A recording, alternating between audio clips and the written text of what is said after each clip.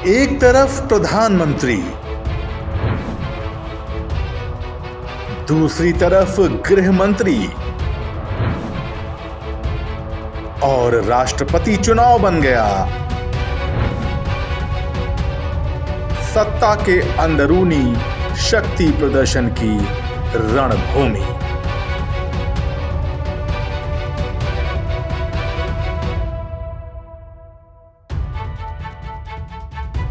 ऐसा नहीं है कि राष्ट्रपति चुनाव में माहौल तभी गर्माता है जब द्रौपदी मुर्मू और यशवंत सिन्हा जैसे दो विपरीत विचारधारा के उम्मीदवारों के बीच टक्कर होती है। देश का लोकतांत्रिक इतिहास इस बात की गवाही देता है कि राष्ट्रपति चुनाव के मुद्दे पर देश के प्रधानमंत्री और गृह मंत्री भी एक दूसरे के आमने सामने आ चुके हैं।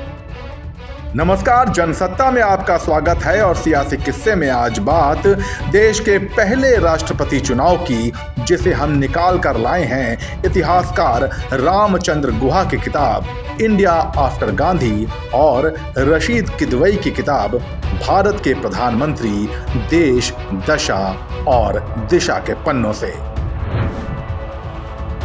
कांग्रेस की गुटबाजी का इतिहास। 1947 में आजादी मिलने के बाद सत्ताधारी कांग्रेस पार्टी को अंदर और बाहर से कई चुनौतियों का सामना करना पड़ रहा था। गांधी युग के बाद कांग्रेस पार्टी में बड़ा बदलाव आ गया था। अब पार्टी के बड़े नेता भी एक दूसरे के आमने सामने आ गए थे।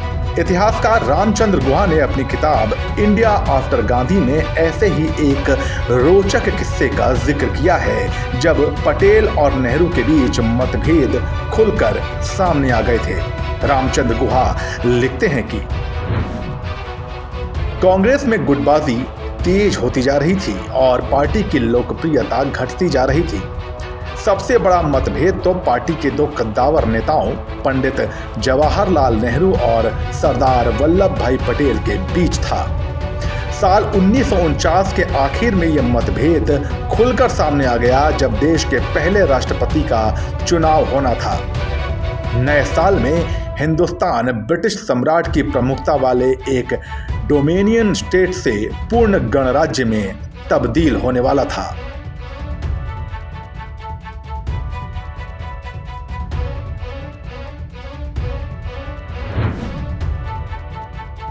पटेल पर क्यों भड़के नेहरू? भारत में गवर्नर जनरल की जगह राष्ट्रपति को लेनी थी। नेहरू इस पक्ष में थे कि गवर्नर जनरल के पद पर पहले से ही आसीन सी राजगोपालाचारी को राष्ट्रपति बना दिया जाए, लेकिन सरदार पटेल डॉक्टर राजेंद्र प्रसाद को राष्ट्रपति बनाने के पक्ष में थे। सी राजगोपालाचारी शहरी पृष्ठभूमि से आते थे और उनसे नेहरू की नजदीकियां भी अच्छी थी, जबकि राजेंद्र प्रसाद कुशल राजनेता थे और उन्हें पटेल का करीबी माना जाता था। पंडित नेहरू ने राजगोपालाचारी को आश्वस्त कर दिया था कि देश के पहले राष्ट्रपति वही बनेंगे, लेकिन नेहरू तब नाराज हो गए जब पटेल ने राजा जी की जगह कांग्रेस संगठन की तरफ से डॉक्टर राजेंद्र प्रसाद का नाम आगे करवा दिया और वो राष्ट्रपति बन भी गए। इस तरह राजेंद्र प्रसाद के राष्ट्रपति बनते ही ये साबित हो गया कि इस राजनीतिक लड़ाई की पहली बाजी सरदार पटेल ने जीत ली थी।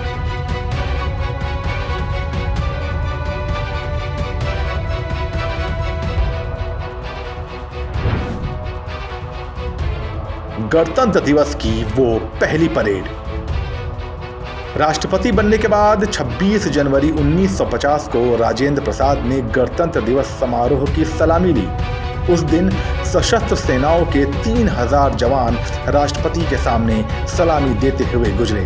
भारतीय सेना ने इस समारोह में 21 तोपों की सलामी भी दी थी।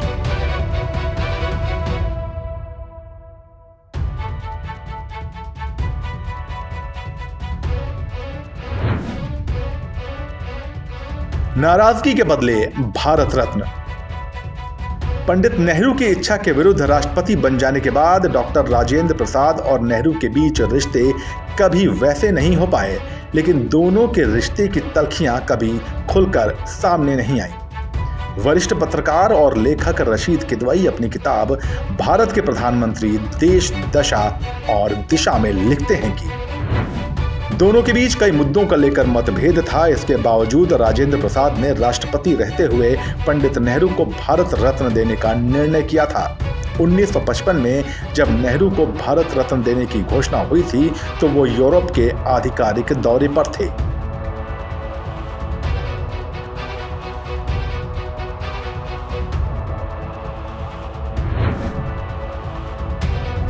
क्या बोले डॉक्टर राजेंद्र प्रसाद?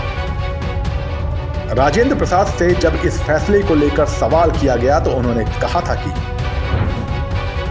यह कदम मैंने स्वविवेक से लिया है। मैंने इसको लेकर प्रधानमंत्री से कोई चर्चा नहीं की। ये कहा जा सकता है कि यह फैसला अवैधानिक है, लेकिन मैं ये भी जानता हूं कि इसका स्वागत भी पूरे उत्साह से किया जाएगा।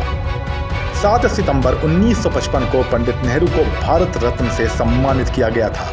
नेहरू के मंच पर पहुंचते ही पूरा सभागार तालियों की गड़गड़ाहट से गूंज उठा था।